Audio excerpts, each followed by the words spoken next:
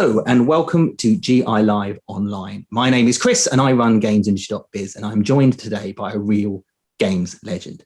He's best known for his work with Sega, Xbox and EA on iconic brands such as the Dreamcast, Xbox 360 and FIFA. But more than that, he's also a huge name in the sporting world too. He spent 3 years at Liverpool Football Club, overseeing the business as it won the Champions League and the Premier League, amongst others. He was even named Premier League CEO of the Year in 2019, which I didn't even realise was a thing. He also supported numerous initiatives during that time via his own charitable foundation. But in recent months, he has returned to video games, both at mobile developer Nifty Games and at tech giant Unity. So please welcome back Peter Moore. Hello, Peter. Hi, Chris. How are you? I'm doing great. It's wonderful to have you back in the games industry. Yeah, no, I'm excited at, both at Nifty on the board of directors, and I know we'll talk about that, but a full-time job again here at Unity Technologies that I'm really excited about. So what made you give up that sort of trophy-laden career at Liverpool to return to our world?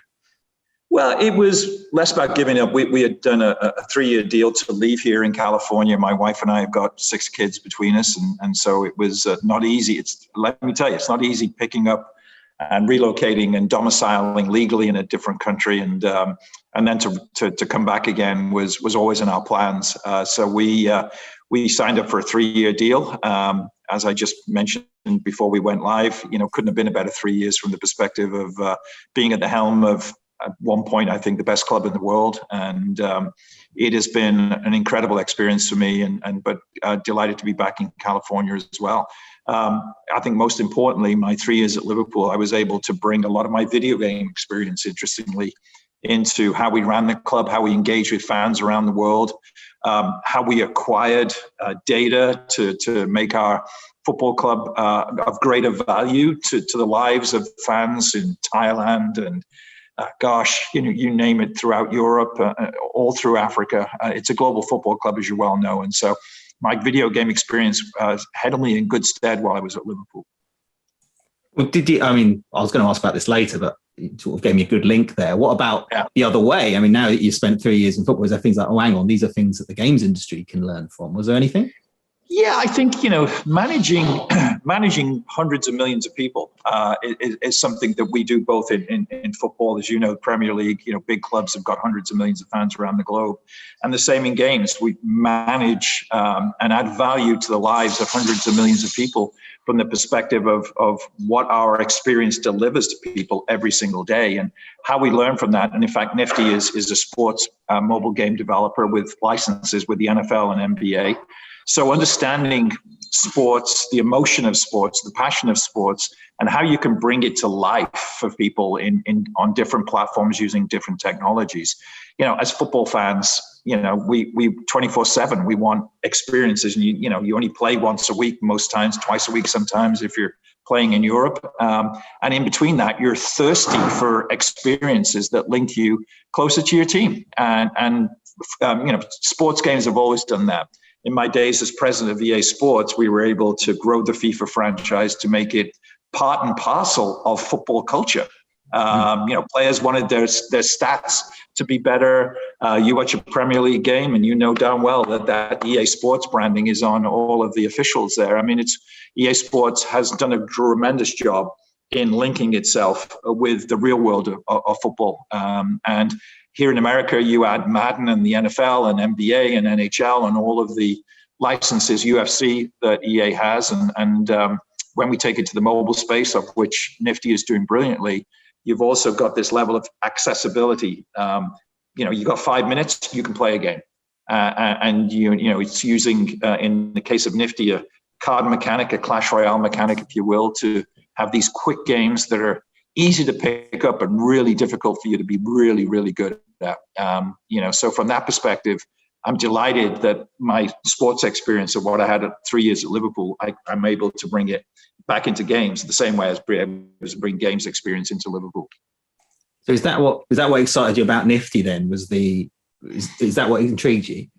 Yeah, I mean, Nifty was interesting. John Middleton had reached out to me, and he and I, as you do in games, because it's such a great industry in which we stay, either we're competitors or we're collaborators, but we're all part of this great movement that I've been a part of since the late 90s. And there are hundreds, if not thousands, of people I've stayed in contact with, even when I left games, if you will, to be at Liverpool. Social media helps enormously. John reached out and, just randomly, I think on Facebook Messenger, and said, "Saw you left Liverpool. I'd like to show you something." And I said, "Sure," with no real intention at that point of jumping right back into anything. But what he showed me, and then I got a build of the game to mess around with on my phone. I thought, this is really, really interesting. So he offered me a board seat. And, since then I've been deeply involved as a director and watching, and it's so, it's so great to be back in that flow of seeing the next build, downloading it through Test Pilot, which we all do on our mobile phones, seeing how the game evolves from an animation perspective, from a user input perspective. And it just takes me back to where I was 2017 at EA. And back in it. So loving it. The NBA game is a little bit behind the NFL game, but I'm playing that as well. And it's, I still have that rush that I had back when we were trying to figure out sports games on the Sega Dreamcast and how we're going to get them to run a 56K board modem, and building out the 2K brand as we did then for Sega Sports 2K. And figuring out how sports were going to evolve in a platform and a medium that was still very limited for what we could do. Well, and this is the thing with games: is as quickly as things change, stay the same. As quickly as things change, you find that also a lot of things still stay the same. But I imagine it's changed a little bit since in your absence. Has anything that's particularly different that struck you? I just think, in the 3 years, obviously the scale. You look at games like a Fortnite, which I watched with great interest in that 3 years as it started to grow. The way that online is being used now, from the perspective of tens of millions of people jumping in on experiences, not just the normal flow of gamer versus gamer, but events. And, you look at, and I'm, maybe in a rare situation, I can look back at the early days when games were completely offline, and the innovations we made at Sega with the Dreamcast to figure out how we were going to build. We had this thing called Sega Net, which was the first, if you will, preceded Xbox Live, preceded the PlayStation Network. And it's with a little bit of pride, but a smile on your face when you see where it is today. I remember coining a phrase in 1999, we're taking gamers where gaming is going. And online, we still couldn't imagine it, and imagine that the power of what it brings today, which we all take for granted. You just log into a game and you go into the lobby, and whatever game you happen to play, there's thousands of people ready to play with you, against you. But boy, when we were trying to figure that out with dial-up, with the Dreamcast, and a lot of naysayers, this is never going to work. People don't want to play against strangers. They want to play against their mate on the couch. And that was, the way that, and gaming can be, you have to fight change. And I've had enough moments of controversy and making statements about what I believe the future was. And gamers at the time didn't like it, didn't, care for it. And what I've learned coming back into games, that there's different stuff now that gamers don't like and don't care for. And that's what's very interesting, when you get back into the saddle like I've just done. Yeah. Well, I think we were discussing on the GI podcast recently, the Dreamcast might be the most unsuccessful and influential console that exists in many ways, because of how it was perhaps a bit before its time, as I think people said that time and time again. Absolutely before its time. It needed to be before its time because of the impending launch of the PlayStation 2. If the PlayStation 2 had got out before the Dreamcast, I don't think there would be any space in the gamers' minds and wallets for a Dreamcast. We got out ahead of it, but it was ahead of its time. If it had been another 18 months, broadband would have been a little bit more accessible. If you remember the Dreamcast, you could buy a broadband adapter, which plugged in. Very clunky and inelegant, but you would plug that in and then you could put your Ethernet cable in there. But, from the perspective of, there was this concept that we needed to beat to market the PlayStation 2, and we did. But boy, it was a long haul to be able to convince gamers to stay with the Dreamcast. And, as I've said many times, Sony did a brilliant job in flooding us, fear, uncertainty, and doubt of the PlayStation 2 coming, the emotion engine, everything that is linked to then the power of what online gaming promised. And they did a brilliant job. And it's become something of, a sad moment when I think back of what we could have done and the things we should have done. But we were overwhelmed at that point by what PlayStation needed to do. But the lessons you learned from that, you took into Xbox anyway, and I guess the journey continued.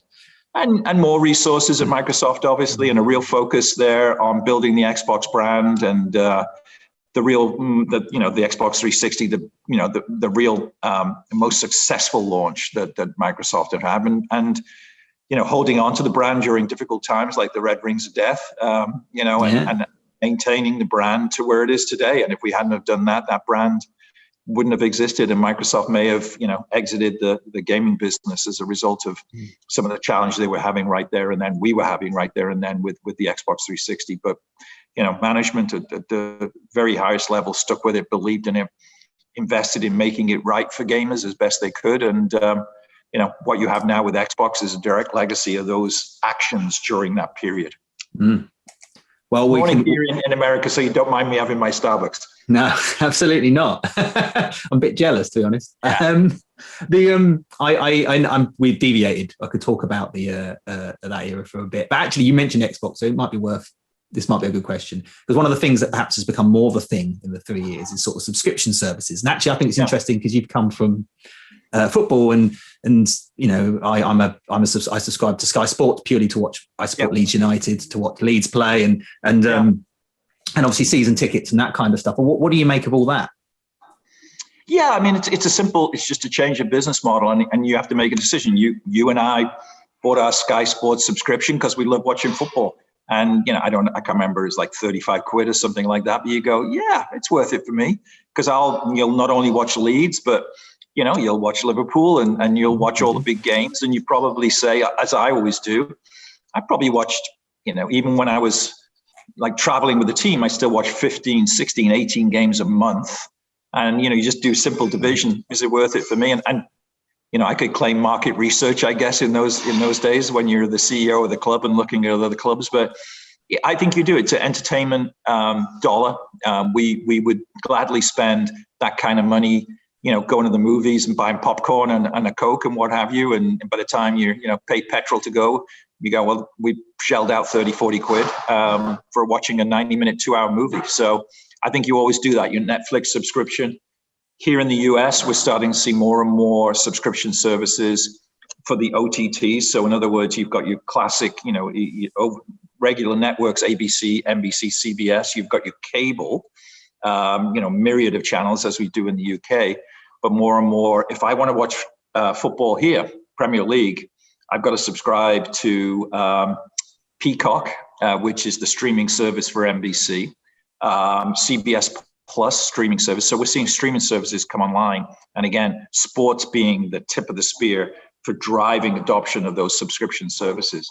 ESPN Plus, so Champions League games, FA Cup games, Premier League games are spread across multiple rights owners. So subscription services all the way from your Netflix subscription are there. You just have to, as an individual, make a decision, is it good use of my money, or whether I'd rather buy a la carte, a game here and a game there. Obviously, we did this at EA when I was there with EA Access, and it was, I thought, great value for money for what you got.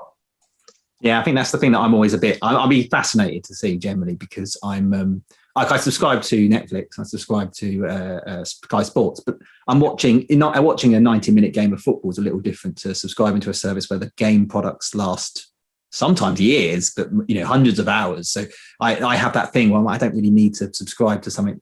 I suppose, I do, but I suppose most gamers only play a handful of games a year. So I guess that's the reason. I guess we'll see how that plays out, I suppose. Yeah, I think it's very much a personal decision. You just look at what your disposable income is and what your entertainment pound, dollar, euro you want to spend, and what's the best way to spend it. And again, I use a movie trip as a great example. None of us think twice about, when we could go to the movies, go and you take your wife, your girlfriend or whatever. And, by the time you look at it, you've spent, 45, 50 quid and you've watched a 90-minute movie, which may or may not have been good.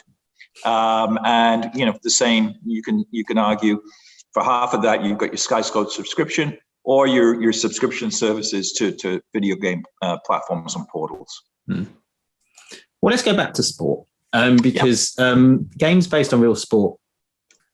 We've got a lot of developers potentially watching this, and I guess they might be put off by working with real sports because they don't have the pockets of EA or Take-Two or those sort of giants, because there's huge amounts of money to be successful in this. But do you think there are opportunities sort of for smaller teams and smaller developers when it comes to real sports? Obviously, Chris, the mobile space gives the greatest opportunity to be able to jump into sports. And we're seeing, yes, it's great to have the NFL Shield show up as we do at Nifty when the game is loading, because it gives you authenticity. What does a sports license give you? It gives you, if you have the PA, the Players Association as well, you have the players that you recognize, the Tom Brady's of this world. You've got the teams you recognize, my New England Patriots. You've got the stadiums. You've got the uniforms. It's pure authenticity. And it isn't cheap, but you have to believe in your product. You have to believe that authenticity and paying for it is worth it, and that brand that is NFL Shield or the NBA logo when it comes up screams, authenticity.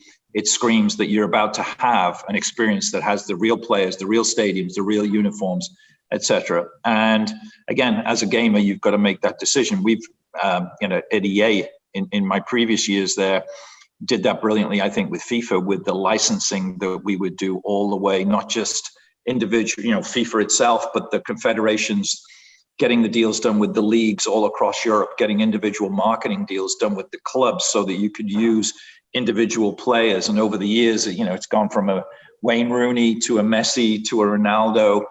And then, now it's like 25 different covers because football's so tribal. You can't put an English player on a game destined for Germany, and so from that perspective, EA then figures out the regional covers that it can do that would be relevant in those countries. But I think there's great examples, and I referred to the clash mechanic. There's great examples where mobile games have been phenomenally successful using, generic sport. And think of golf. If you look at the legacy of golf in video games, and forget, you can certainly say Tiger Woods with EA over the years, but in the mobile space, golf, tennis, somewhat generic games, if you will, using generic characters, but playing the game of golf, playing the game of tennis, have been phenomenally successful. And again, the clash mechanic has helped enormously make it very accessible. Maybe gamers like that don't care that it's not, Rory McIlroy or Ian Poulter or Lee Westwood in golf, or Serena Williams or, Nadal or Djokovic in tennis. They just want fun. And I think if you look back at the legacy of games, the Wii taught us that with Wii Sports. We all played Wii Sports and didn't even look like athletes, right? But it was fun and it was sports oriented. And I think that taught us that, yes, look, EA Sports is always going to be successful. There is a gamer out there that wants to play authentic. They want Tom Brady under center. They want him throwing to Gronkowski, and they want that stadium to be Foxborough Stadium, and they want the Patriots uniform to be authentic. But there's as many gamers that just want to play Tecmo Bowl, which you won't remember, but is a classic, early football game, very heavily pixelated, but it was fun. And that's the key, is if you've got a fun mechanic that's engaging, that's engrossing, that's easy to jump into, then you're hooked, and you start forgetting, in some instances that you've got the ability to have authentic players' uniforms, but you're just having fun. And so the authenticity kind of fades off into the background. But if you do have the ability to go get a license, absolutely, that has a huge effect and impact on hardcore sports fans like you and I, who will play FIFA because you can play as Leeds United at Ellen Road, wearing the white strip, Patrick Bamford's up front, Bielsa's sat on his bucket on the sidelines. And that's what you want and you love, right? Yeah. And that's why you buy FIFA. Yes, that is. I actually waited until Ellen Road was in the game to get FIFA. Hence my point on tribalism, right? Yeah. I mean, that's just it. Yeah. Well, is that so? That's why mobile, I guess, is such a fertile ground for this, because you can't really create the FIFA experience. Maybe you can, but it's not quite right, is it? But it allows you to. It's a great point, because at first at EA, we tried to recreate the FIFA experience. I'm talking many, many years ago. And, when you've got a device with a screen, and it was not as big as this, it was challenging. So you've got to rethink what the Madden experience is on the game. And I think what you're now seeing is mobile game developers, EA doing a decent job, but a developer like Nifty, where we've got a lot of seasoned developers who have been around the block of console games and sports, but are very focused on delivering an engaging experience on a relatively small screen that doesn't require dexterity and a certain level of skill. It just requires you to figure out what lineup you want in any given situation using your cards. And I'm probably 300 games in, maybe 400 games in on the NFL game. And I'm deeply engrossed in building my team and trading, getting my quarterback right, getting my wide receivers right, all of the stuff. And apologies for the Americanisms here, but making sure you've got the best team that you possibly can. And I'm in and out in like 4 minutes playing a game. And if I'm in between a Zoom call like this and I've got 4 or 5 minutes, bang, NFL clash. Because I need to build my team. The more I play, the more I understand the game, the more the game understands me from an AI perspective, and the better players I get. Classic game mechanic. Although I think in some people's experiences, it's while they're on the Zoom calls, they're you could do that as well. Yeah. I haven't learned the skill of being able to play it whilst not looking at it. So I do need to look at it. So. Well, I mean, what about, are there any other technologies that you think are either coming up or already here that might be sort of ripe for exploration when it comes to sports? Yeah, I mean, certainly too early for me to get into the work that I'm doing here at Unity, but I think everybody knows the Unity platform. If you're a gamer, you're probably using it. You certainly are playing with it. And so the work that I'm looking at in sports is where we can take this incredibly powerful platform that utilizes real-time 3D into the world of sports, broadcasting, sports analysis, you and I experiencing sports in a different way. I've watched Leeds United play for 50 years, and they're easy to watch because they play in all white. Why is that important? Because when I was watching in black and white, you needed to, and seriously, one team needed to play in light colors, the other team needed to play in dark colors. Leeds United, because they play in all white, was a team I can still see now, the Don Revie era, before you were born, but that, the Billy Bremners, the Gary Spragues, the Peter Lorimers, the Johnny Giles, that Leeds team, black and white. And I think when I look at, as a fan of sports, that's been absorbing sports through television for 60 years, the biggest change for me has been from black and white to color as regards utilization of technology. And ironically, when you look at the FIFA experience, it is so superior, or the Madden experience, the camera angles, everything you can do because you're working in a virtual world. Well, imagine if you had that, to be able, that kind of power in a platform to be able to experience sports in a real-time 3D element. And, those are the types of things we're working on here at Unity. Early days, yeah, but, eventually in the coming months, I'll be able to show a little peeks of what we're up to. But I think that's the greatest opportunity for us in sports, to apply video game technology to the consumption and experiencing of sports in the real world. And that's what I was going to ask, actually, what an SVP of sport and live entertainment does at Unity. So I'm fascinated by what we're. Yeah, like I say, it's early days for me. But if I didn't believe in the ability for this particular company and its platform and its engine to change the way we consume and experience, in my case, sports, then I'd be sat down there on the beach. But I couldn't be more excited to be part of something again. So fortunate in my career to be at these moments where I think things are about to change, and I'm going to be hopefully at the forefront of that. So again, more to come on that, but that's kind of why I'm here. Wow. Well, again, you might have touched upon it quite a few times now. I was going to ask what the relationship between sports and video games is. Already quite close. You talked about what FIFA does, I think the last time I spoke to you when you were in the games industry was at probably wasn't White Hart Lane, or maybe it was White Hart Lane. It was Yes. when it was we renewed the Premier League deal. With Christian Eriksen. Yes, that's right. Yeah, there we are. I do remember that. Yes, that was before the stadium, wasn't it? But the point was the relationship between sports and games has always been really close. But do you think there are opportunities to get even closer? Yeah, I think the one thing I've learned by being both sides of the table is the power of what video games does to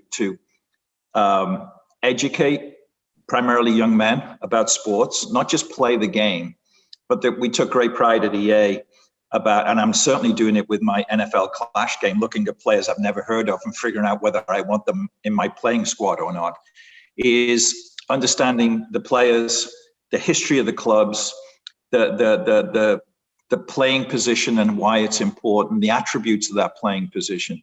And from that perspective, video games has done, I think, tremendous amounts of good. And FIFA at the highest level will tell you this. That it's introduced it to millions, to full generations of people, boys and girls, men and women, about the beautiful game, about why, and we just focus on FIFA right now, but absorbing it, and so you're learning it, and then you will then naturally start to watch it on television.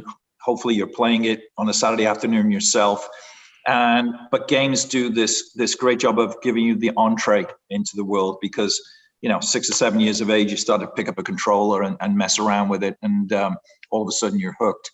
The amount of engagement we used to measure at EA in my days there was through the roof as regards sitting down with a 14-year-old and talking about the attributes of the left back at Slavia Prague or Red Star Belgrade and whether this person was worth being on their ultimate team based on their attributes.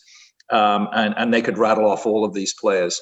And I always took great pride, if you will, about what we were doing for sports in general, on top of writing really big checks to the leagues and to the clubs that were involved. And so it was a virtuous cycle for all of us. The more games we sold, the more money sports made. That allowed them to continue to invest in giving access to game companies like EA and more recently Nifty, so that they made sure that there was the level of authenticity. And what happens now when you are a licensee is the leagues work with you very closely to make sure you have everything you need to provide that level of authenticity. I actually got into F1 through video games. That was I played the games first, thought actually this is quite cool, and then got into the sport. So yeah, F1. I mean, you go back to the old EA days, more recently Codemasters, and you learned about the drivers and the tracks, and I think it's, apologies, there's a helicopter right overhead here. No, I can't hear it, it's fine. I don't know what he's doing. But from the perspective of, something like a Formula One, which is completely inaccessible to the average young man, right? How often can you get your ticket down to the British Grand Prix or whatever? I mean, it's not really. And it's once a year, and then as it is this weekend, you're in Bahrain. But boy, video games gives you that portal to go understand the teams. And right now, Mercedes, McLaren, Ferrari, Aston Martin coming in, obviously Lewis Hamilton. So the drama of Formula One, experience through a video game is spectacular. You get the sound right, the visuals right, and you get your controller, or if you're a little bit more serious, you get your wheel. And it was always a phenomenal game to play. Well, no wonder EA was so keen to pick the team up. Well, I mean, I'll wrap things up. I'm conscious of the time, but I guess it's quite a broad question. Where do you see the growth in video games coming over the next 5 years? I mean, sport could be sports games, but could not be sports games. Yeah, I think sports is one, but I think just the genre. It's obviously no secret that the video gaming industry has benefited from people being locked down for the last 12 months. I think the real key is going to be, I think we as an industry have been introduced to so many new gamers of all shapes, sizes, ages, all geographic locations, because we've all been locked down and we're all using these devices. And yeah, it's great for work, but we can also have a lot of fun using these devices. And you've seen what's happened with the revenues of all of these companies going through the roof. The key will be is when we start to return, hopefully, to some sense of normality, that we retain these gamers and that we engage them, and that they understand these devices and the technologies that I'm currently involved in, start to drive and disrupt and add this creative element that whether it's sports games or different genres, and that we've added tens of millions of new gamers in the last 12 months. We've got to hang on to them. The only way you do that is engage with them, provide them new experiences, look at ways that they're playing, because we get so much data as an industry, and gamer first. It's always got to be gamer first. And I think the mobile platform is monstrous. I mean, you think about what's going on in mobile right now. Obviously, being at Unity, we're at the forefront of that, and figuring out how we can continue to put new mobile experiences in front of gamers using new technologies that seem to be cropping up every single week to provide innovation. The virtualization of experiences now, I don't think any of us in any rush to go to music concerts and with 20,000 strangers shoulder to shoulder. And how do we use technology to take us to that concert and have all of the experience you would have in that concert, but not be physically there? So I think there's huge opportunities for gaming to hang on to the growth that it's had in the last 12 months. And the only way you need to do that, though, is these new experiences, whether it's new games. You're seeing consolidation in the industry with as you just mentioned, EA in the last quarter acquiring both Glue Mobile and Codemasters. Obviously, Xbox and Microsoft making huge pushes in buying massive developers like the Bethesda acquisition. So all of this, I think, bodes well that these companies believe in the future. You don't spend billions of dollars adding to your portfolio if you don't believe that there's growth ahead. And you think about the globalization of our industry, and we don't have the geographic barriers that we did when I first joined the industry, where there were Japanese games and there were Western games, and so there was different tastes.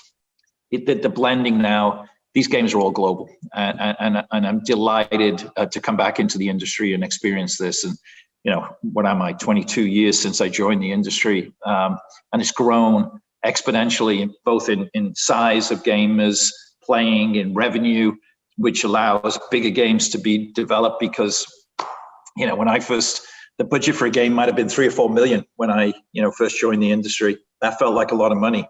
Now we're talking 30 to 40 million, and in some instances 100 million plus to develop a game, because of the technology you've got to develop underneath that game for it to be played in an online state. And I think gamers have benefited enormously as a result of that. I guess that's the thing we were talking about, the inevitability of people when they can go back outside, maybe putting down their controller for a bit, but whether or not whether they put that down permanently. And our conclusion was with the way the games are today, how connected they are and how online everyone is, and how easy it is to sort of spot these trends and look at this data, that the industry probably has it to lose rather than its inevitability. Yeah, I think it's exactly right. It's on the industry to retain the people. Getting people to pick up a controller, invest in a piece of hardware is the hard thing. And shame on us if somehow we're not providing them with the experiences that they suddenly decide that they don't want to play games anymore. And it is ours to lose. And that's why games like we're developing at Nifty, which you can pick up even in a busy day, you can play for 4 or 5 minutes and feel like you've made progress. And then maybe in the evening, play 3 or 4 games in a row, which still is only 10 or 12 minutes for me. That's going to be the key, this kind of snack sized, but when you have enough snacks, you're filling your tummy. And that is going to be the key, because we can't always, in our busy world, sit down and play for 2.5 hours in front of a screen. Yeah, so I think that's going to be the key. And games like we're developing, as I say, at Nifty with NFL and NBA licenses are going to be the things that people can gravitate to, particularly if you don't need to spend a lot of time to show progress. Brilliant. Well, that's all we've got time for. Thank you, Peter, for sharing your thoughts. It's nice to see you back in the video games industry. I'm looking forward to what comes next. That's the end of the GI Live online sessions for today. But join us at the top of the hour, for we will be revealing the winners of the Indie Publishing Awards. I will see you all shortly.